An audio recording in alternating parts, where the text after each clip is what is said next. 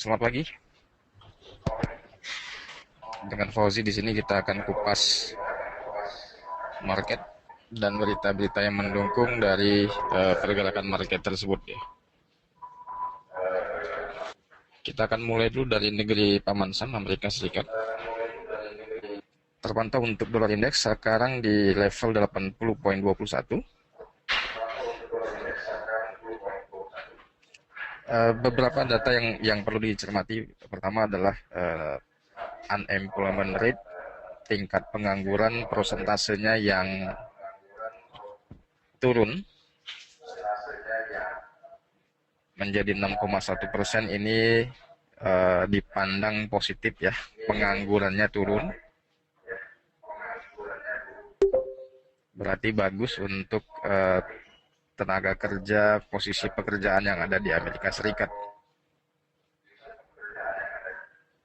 Target The Fed sendiri kemarin dipatok 6,2% untuk tingkat suku bunga 0,25% ya.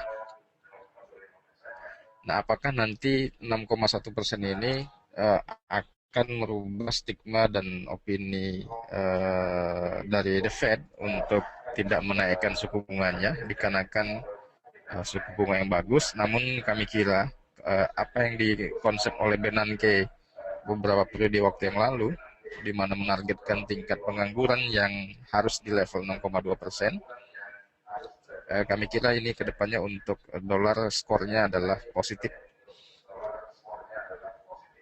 Walaupun data jobless claim ini menaik, tapi sedikit tidak signifikan angkanya.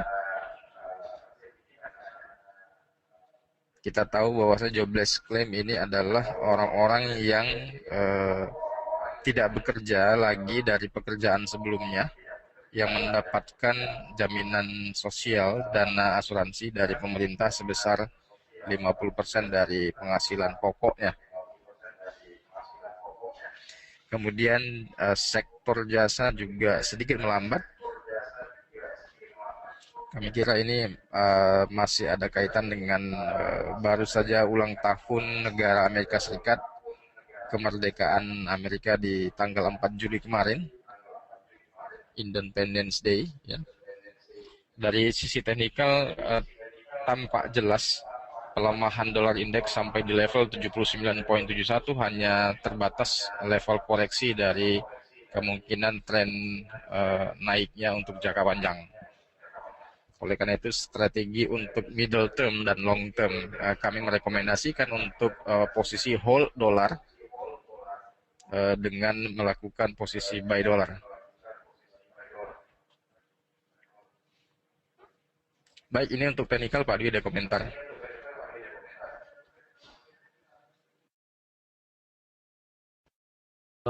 Tidak ada Pak, silahkan Pak. Slide-nya nggak kelihatan Pak, di diperbesar.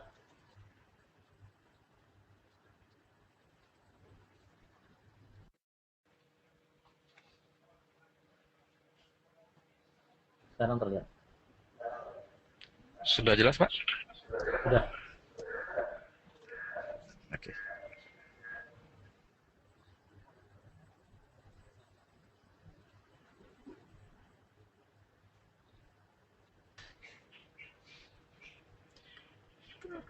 Sekarang kita akan ke Australia. Data Australia and New Zealand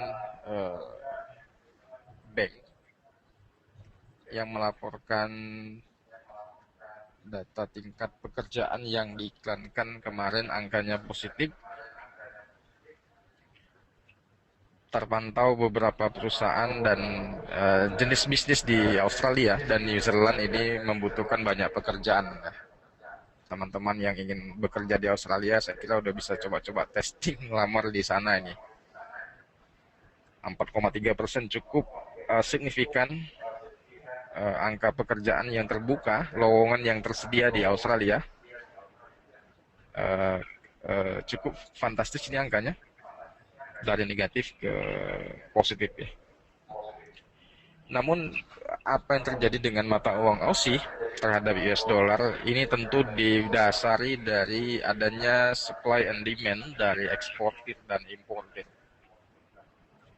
di mana Australia trade deficit more than doubles in May. Ini masih mendukung pelemahan Aussie untuk jangka pendek. Kenapa demikian? Karena resistensi di 0,9500, 0,9500 di sini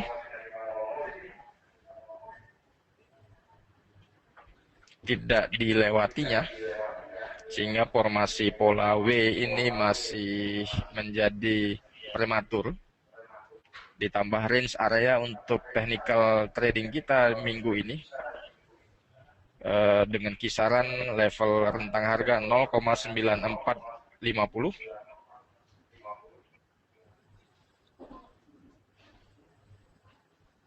ya, 0,9450 di sini, dan level support di 0,9327.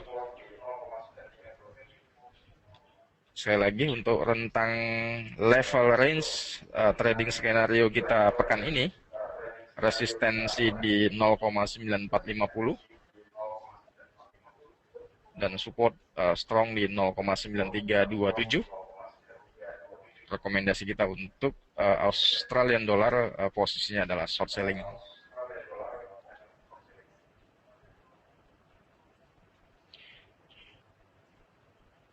Baik, untuk selanjutnya kita akan ke negeri Jepang.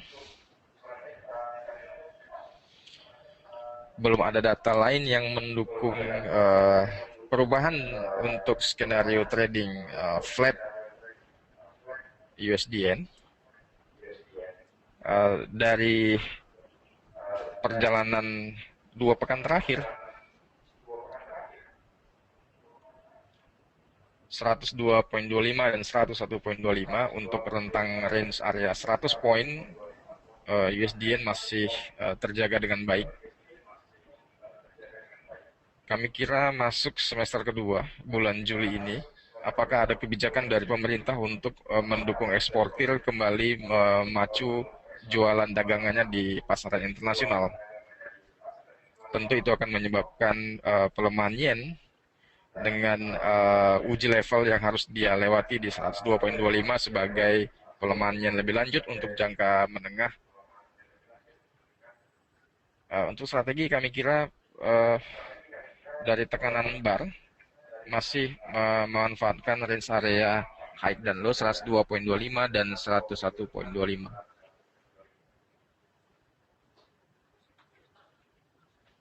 Pauji untuk dolar ya. Ya Pak. Ada berita apa ya? Masalah stimulus kok sepi-sepi aja. Ada yang baru nggak ya?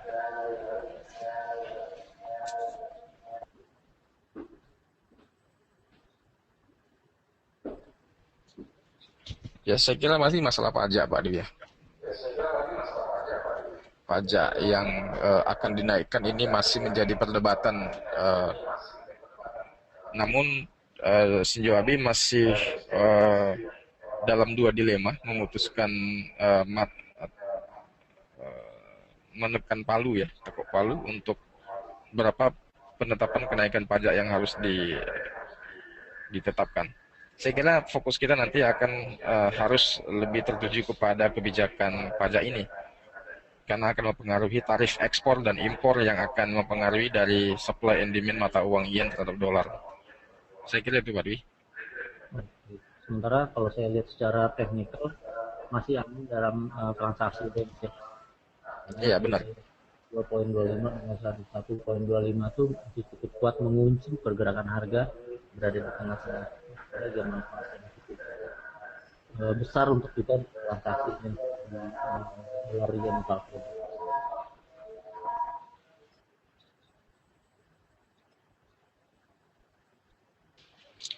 Ya, oleh karena itu Pak Dwi, untuk dari sentimen candlestick juga terlihat ini semuanya masih berimbang ya. Artinya naik turun kurs naik dan turun ini saya kira adalah masih sifatnya permintaan domestik ya.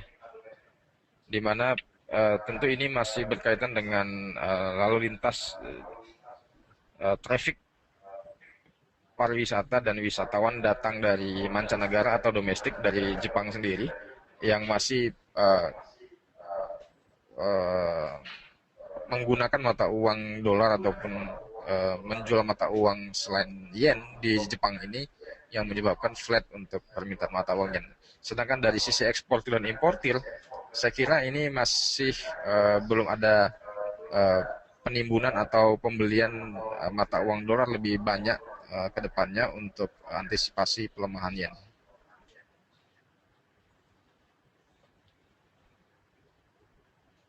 Oke, silakan dilanjut Pak Hodi.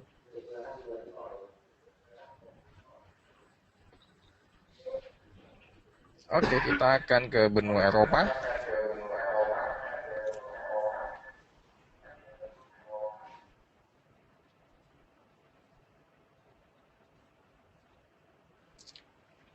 Sangat menarik untuk euro. Ya, pelemahan yang terjadi sejak 1,37 dan 1,35 yang dia jalani kurang lebih sejak akhir Juni lalu sudah memulai memberikan perkiraan-perkiraan dari traders bahwasanya euro akan rebound. Apalagi sekarang sudah bertengger di angka 1,36. Beberapa trader ekspektasinya untuk euro ini akan rebound back ke 1,36 dan 1,3650. Namun dari sentimen market, dari pergerakan candlestick, ada dua level area range yang menjadi tolak ukur kami. 1,3660-an sebagai resistensi dan 1,3575 sebagai support. Dengan apresiasi rebound euro, ekspektasi kita adalah di 1,3630-an. 1,3630-an untuk strategi short, dikarenakan baru-baru ini ECB masih memangkas suku bunganya yang menjadi 0,515%. Saya kira ini sentimennya untuk negatif jangka panjang. Pak Dwi, ada tambahan untuk euro? Oke, nampaknya euro terkoreksi juga, sepertinya pound sterling juga sama dolar yen dari keseluruhan mata uang major juga termasuk wilayah pairs yang terkoreksi dalam range utama. Kemudian dari euro sendiri sebetulnya masih menantikan kebijakan dari Mario Draghi yang menyatakan bahwa tingkat suku bunga akan terpantau dengan seksama. Kemudian juga nampaknya ada proyeksi ke depan bahwa tingkat suku bunga ini akan berubah kembali, Pak. Ya, memang kebijakan perbankan untuk merubah suku bunganya sangat bebas ya. Namun kalau misalkan tidak ada periode penetapan kebijakan suku bunga atau terlalu cepat perubahan suku bunga itu dilakukan, ini akan memberikan impact yang dua sisi mata pedang, Mbak Dewi. Satu, bisa melukai importir dalam negeri. Kemudian pasar ekspor kita juga akan pasar ekspor euronya juga akan melemah ya. Tapi dari likuiditas perbankan dan penerimaan pajak negara ini akan meningkat ya. Tapi dari bisnis akan terjadi stagnasi. Tapi ini ada sebuah pilihan. Apapun keputusan dari ECB untuk kemungkinan naikkan suku bunga itu bisa mempengaruhi volatilitas market yang cukup membuat direction-nya cukup liar ya, saya kira itu. Sama halnya dengan rupiah waktu tahun 2013 bulan Juli lalu, di mana Bank Indonesia menaikkan suku bunga dari 4,25 ke 7,50%. Fluktuasi mata uang rupiah terhadap dolar ini sangat luar biasa. jika ECB melakukan hal yang sama juga akan mempengaruhi range volatilitas yang cukup tinggi di euro dolar. Oke. Sementara terbaca juga range rata-rata selama 30 hari ke belakang di 570 pips. Ini di bawah rata-rata panjang, di bawah 1000 pips small trader. Nampaknya juga masih dalam taraf aman untuk pengambilan posisi relatif di euro dolar, Pak, ya. Silakan, Pak.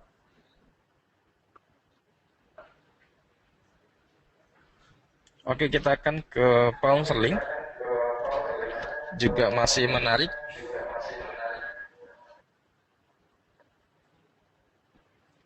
Di mana penguatan mata uang pound sampai hampir menyentuh 1,72.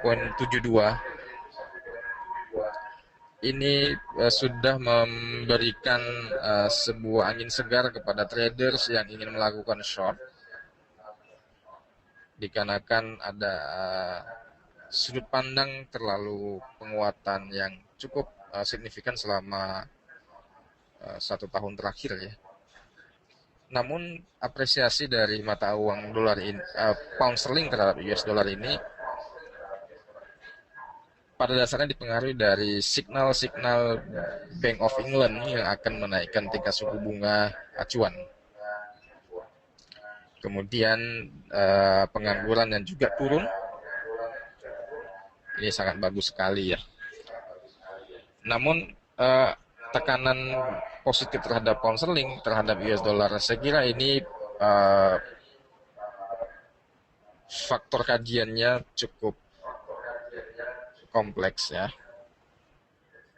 di mana Inggris selaku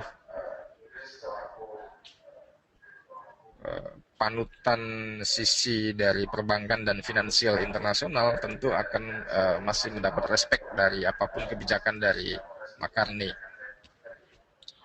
Cuman ada satu view yang ingin saya sampaikan bagi teman-teman yang ingin short sell terhadap pound sterling, jangan dulu terburu-buru,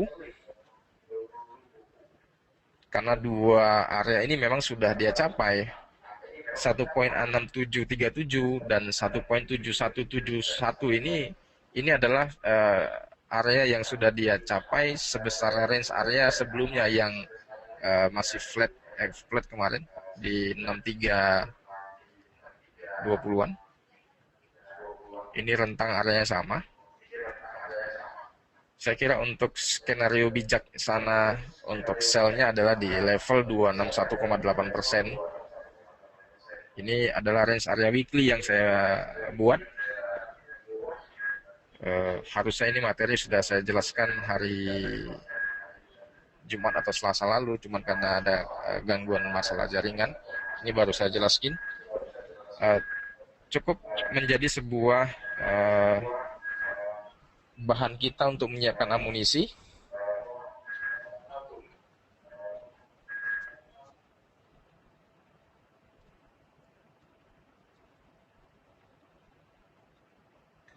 Bahan kita untuk menyiapkan amunisi posisi sell di pound sterling US dollar.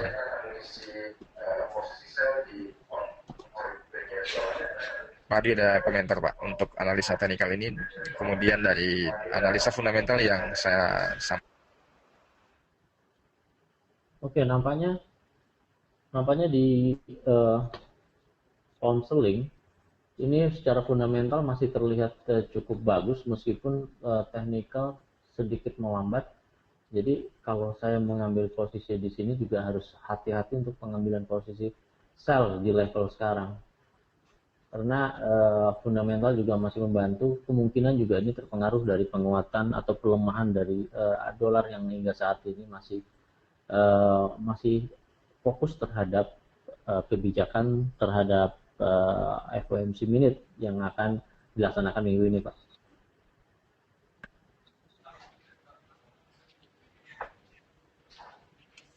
Iya, memang kekhawatiran serta ekspektasi dari keputusan BOE yang bisa mempengaruhi nilai tukar pound sterling ini menjadi sebuah solusi ataupun option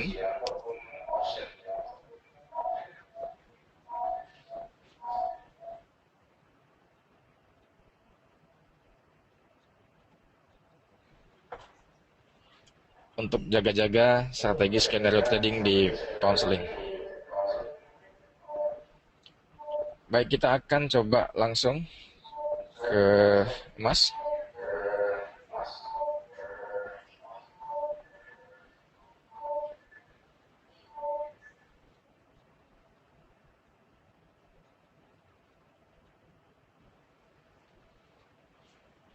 Emas kami kira untuk memasuki bulan Juli ini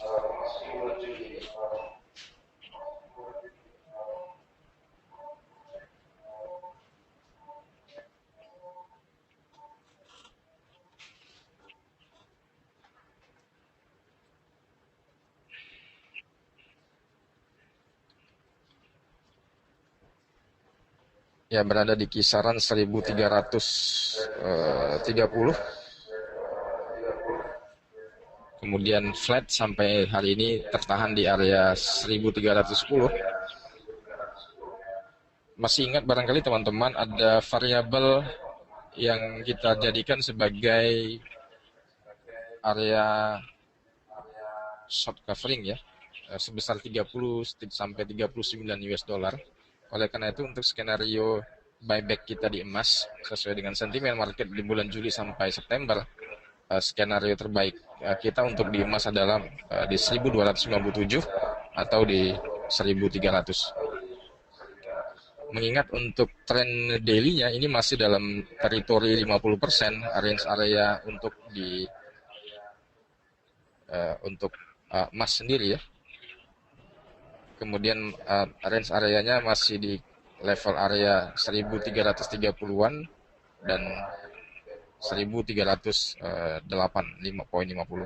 Ini yang harus dijaga dulu teman-teman. Namun alangkah baiknya kalau misalkan kita menempatkan posisi buy limit di bottom 1297. Demikian dari Medan, Pak Dwi, bisa disimpulkan.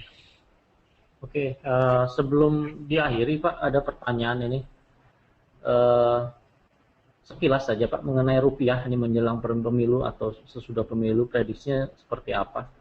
Mungkin sangat berguna informasi ini.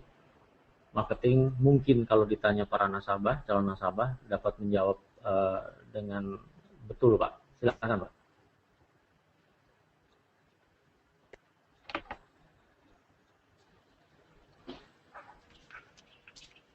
Oke, tentu investor yang melihat dunia politik Indonesia akan melihat visi misi presiden yang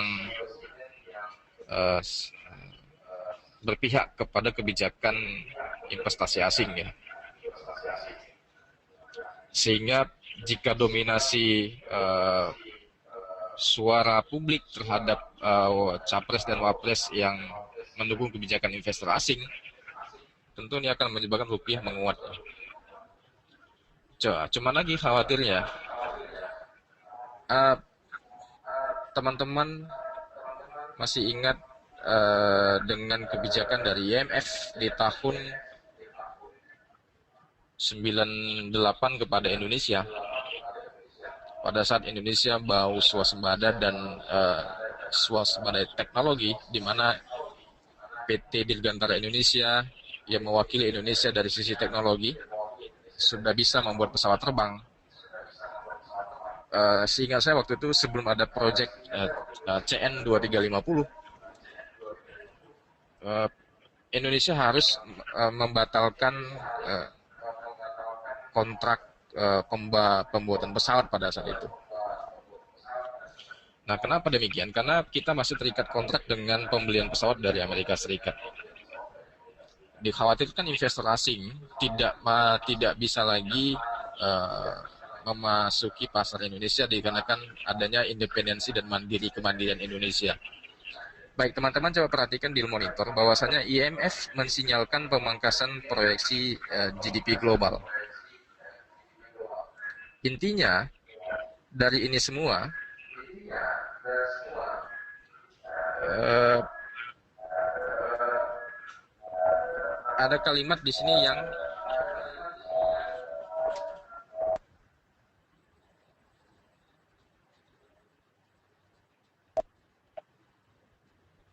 memiliki efek terbatas pada tingkat permintaan, dan negara-negara tersebut harus mendorong tingkat pertumbuhan dengan berinvestasi pada infrastruktur pendidikan kesehatan agar tingkat hutang mereka terus stabil. Nah, ini yang saya catat, bahwasanya masuknya investor asing ke Indonesia dikarenakan kebijakan dari pemerintah yang kondusif untuk memberikan keleluasaan investor asing masuk ke Indonesia. Pada hakikatnya Indonesia adalah diberi modal, diberikan investasi asing, tapi itu adalah hutang. Nah, sehingga ada sebuah tekanan politik dan tekanan ekonomi. Jika presiden nanti tidak mendukung kebijakan investor asing, tentu mata uang rupiahnya akan melemah. Tapi kalau presidennya memilih yang terpilih lebih berpijak kepada polisi investor asing, ini rupiah akan menguat. Nah, cuman ya efek sampingnya kita terus berutang kepada negara donasi, donatur ya IMF dan lain sebagainya. Sampai kita tidak bisa membayar hutang lagi, maka sumber daya dan bumi kita juga akan terjual dan terlelang dengan kondisi hutang itu tadi ya. Karena ini ada sebuah ekspektasi untuk penguatan rupiah dan pelemahan rupiah ditentukan dari terpilihnya presiden nomor 1 ataupun presiden nomor 2. Nantinya jika pelemahan mata uang rupiah ini menguat, ya ini analisa makro saya.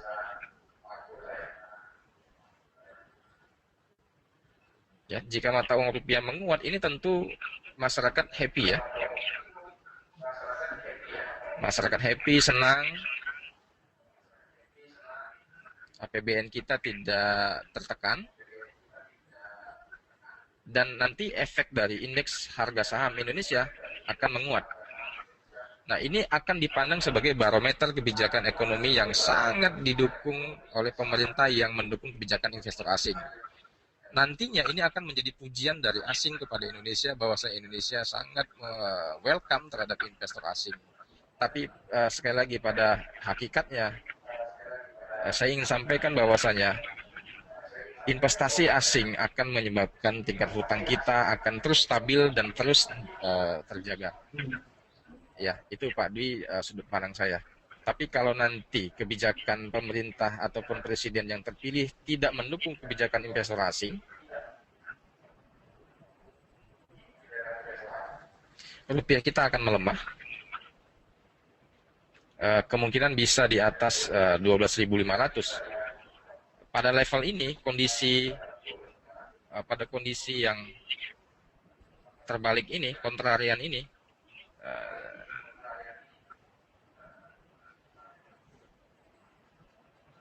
masyarakat akan kesulitan dari pekerjaan, harga pokok bahan-bahan mahal,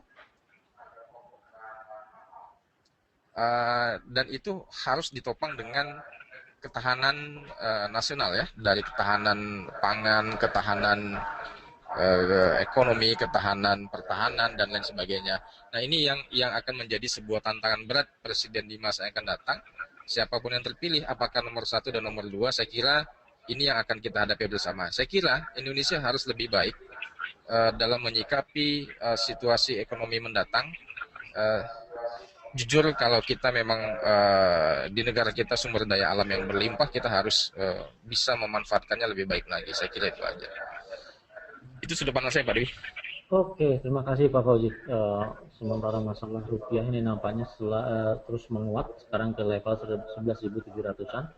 Target nampaknya akan terjadi untuk jangka pendek 11.500. namun masih harus cukup dicermati hasil besok seperti apa. Langsung pergerakan rupiah itu kemungkinan akan terjadi fluktuasi baik dalam keadaan terus menurun atau terus menguat. Terima kasih Pak Fauzi, morning briefing kali ini tanggal 8 Juli 2014 telah dibawakan oleh Monex Indo Futures cabang Medan oleh Pak Fauzi Nur. Sementara untuk data-data untuk kalender ekonomi hari ini terpantau yang cukup kuat adalah masalah pound sterling jam 15.30, yaitu manufacturing output month to month, kemudian manufacturing output year to year juga terlihat hanya sisi year to year yang mengalami kenaikan, diforecastkan menjadi 5,6% dari 4,4%, sementara month to month di level yang tetap yaitu 0,4%. Terima kasih morning briefing kali ini. Semoga seluruh data yang disajikan merupakan informasi yang cukup jelas yang dapat dipergunakan oleh marketing untuk membantu materi ataupun seluruh data-data ini dapat membantu para investor untuk mengambil keputusan. Namun perlu diingatkan, setiap pengambilan keputusan harus dilaksanakan berdasarkan money management yang baik. Terima kasih morning briefing kali ini. Untuk rekan-rekan semua, selamat bekerja.